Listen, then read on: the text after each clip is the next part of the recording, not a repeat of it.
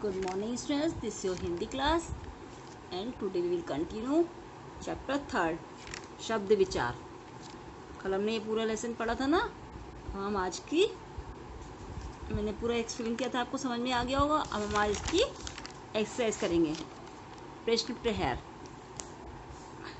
क उपयुक्त शब्द चुनकर रिक्त स्थान भरिए। नंबर 1, जिन शब्दों के अर्थ में समानता हो उन्हें शब्द कहते हैं। कौन से शब्द कहते हैं? अनेकार्थी शब्द या पर्यायवाची शब्द। जिन शब्दों के अर्थ में समानता होती है उन्हें क्या कहते हैं? पर्यायवाची शब्द। तो यहाँ पर हम लिख देंगे पर्यायवाची।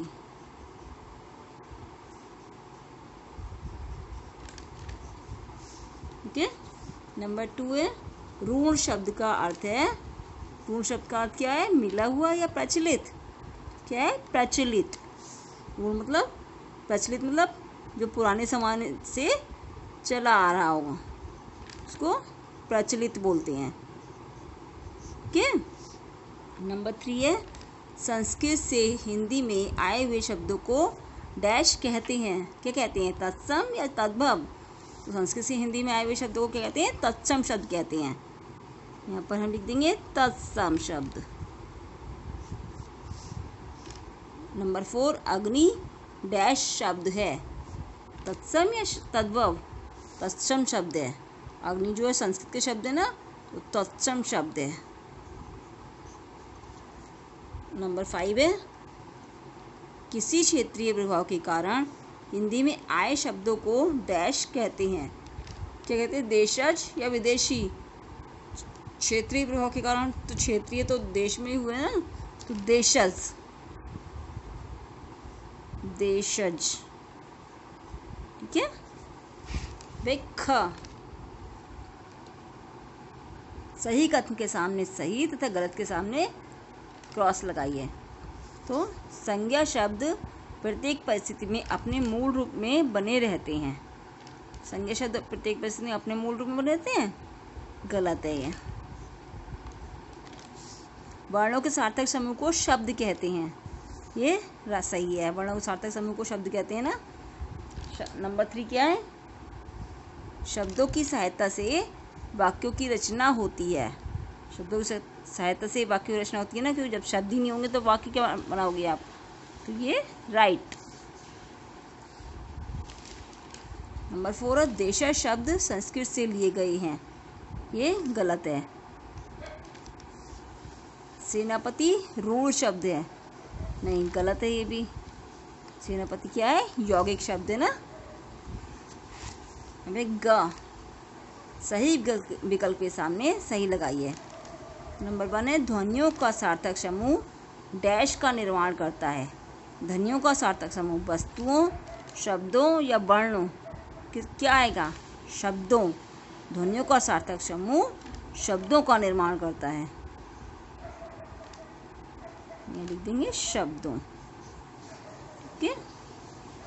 नंबर 2 है जब शब्द वाक्य में प्रयुक्त हो जाता है तो तब वह डैश कहलाता है। क्या कहलाता है? वर्ण, वाक्य या पद। क्या कहलाता है? पद। यहाँ लिख देंगे पद। ओके। नंबर 3 है विपरीत भाव प्रकट करने वाले शब्द डैश कहलाते हैं। क्या कहलाते हैं? विलोम शब्द, पर्यायवाची शब्द या वाक्य। क्या कहलाते हैं विपरीत भाव प्रकट करने वाले? विलोम शब्द। यहाँ पर विलोम शब्द।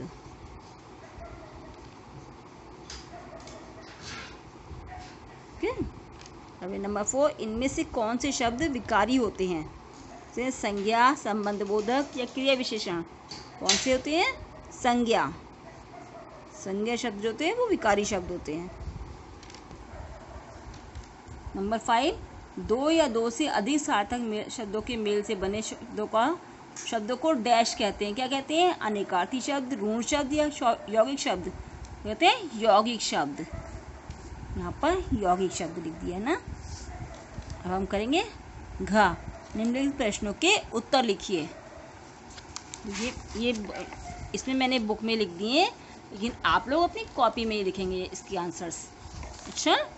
नंबर वन है शब्द किसे कहते हैं। प्रश्न क्या है, शब्द किसे कहते हैं। किसे कहते हैं, जब दो या दो से अधिक वर्णों के सार्थक समूह को शब्द कहते हैं। ओके। नंबर 2, पद किसे कहते हैं। पद किसे कहते हैं, जब शब्द को वाक्य में प्रयोग करते हैं तो वह पद कहलाता है। ओके। नंबर 3, पद और शब्द में अंतर बताइए। पद और शब्द में अंतर देखिए क्या है, शब्द दो या दो से अधिक वर्णों के सार्थक समूह को कहते हैं और वह शब्द तो ये हो गया सार्थक समूह को कहते हैं, और वह ही शब्द जब किसी वाक्य में प्रयुक्त हो जाता है तो वह पद होता है। ठीक है। नंबर 4, अर्थ के आधार पर शब्द के कौन कौन से भेद हैं। अर्थ के आधार पर शब्द के 4 भेद हैं। कौन कौन से, पर्यायवाची, एकार्थी शब्द, अनेकार्थी शब्द और विलोमार्थी शब्द। ओके। नंबर 5, रचना के आधार पर शब्द के कौन कौन से भेद हैं। रचना के आधार पर शब्द के 3 भेद होते हैं। कौन कौन से, ऋण शब्द, यौगिक शब्द और योग ऋण शब्द। 3 होगा ना ये। अब है नंबर 6, क्वेश्चन ये है, उत्पत्ति के आधार पर शब्द भेद स्पष्ट कीजिए। उत्पत्ति के आधार पर शब्द के कितने भेद होते हैं, 4 भेद होते हैं।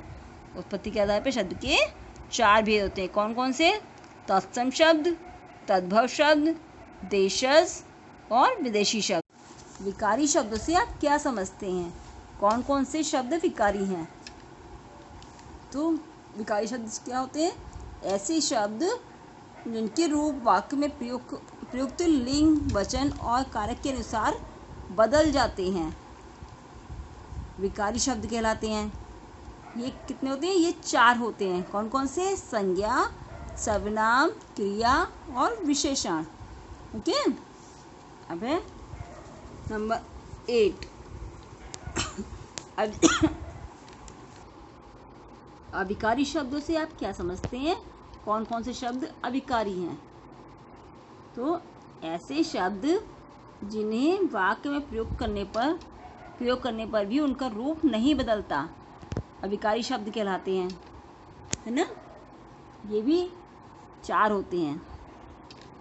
ये 4 होते हैं। कौन कौन से, क्रिया विशेषण,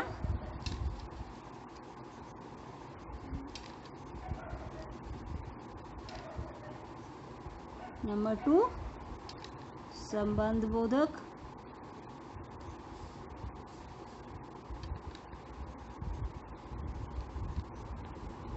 नंबर 3 समुच्चयवाचक,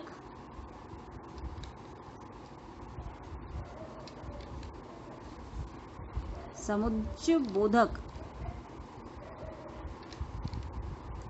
और विस्मयादि बोधक।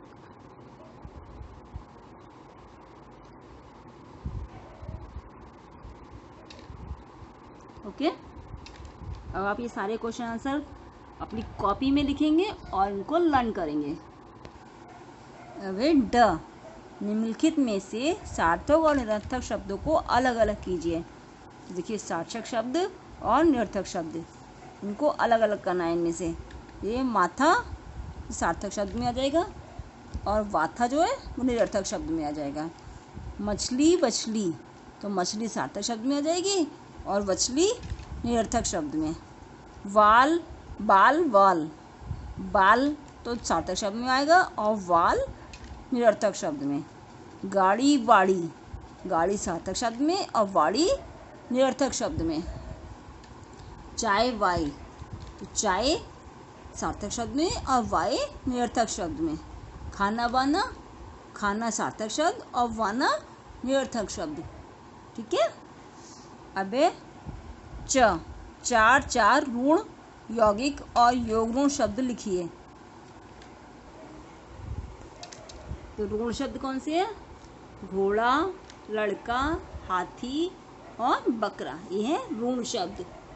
और यौगिक शब्द कौन से हैं, यौगिक शब्द है सेनापति, पाठशाला, रसोई घर और शयन कक्ष, ये सब यौगिक शब्द हैं। योग ऋण शब्द कौन से हैं? निशाचर, त्रिनेत्र, चौराहा, चक्रपाणी, ये है योग ऋण शब्द। अब स्पष्ट कीजिए। स्पष्ट क्या करना, देखिए तत्सम शब्द और तद्भव शब्द को स्पष्ट करना है। तत्सम शब्द कौन से होते हैं? वे शब्द जो संस्कृत से हिंदी में आए हैं वे तत्सम शब्द कहलाते हैं। और तद्भव शब्द क्या होते हैं? ये संस्कृत शब्दों को बदला हुआ रूप होते हैं, जो संस्कृत में नहीं होते हैं, लेकिन संस्कृत शब्दों का बदला हुआ रूप होते हैं। ये तद्भव शब्द कहलाते हैं। ठीक है, अब आप ये सारी एक्सरसाइज अपनी कॉपी में करेंगे और इसको लर्न करेंगे। जो ना समझ में आए वो आप मुझसे पूछेंगे। Thank you and have a nice day.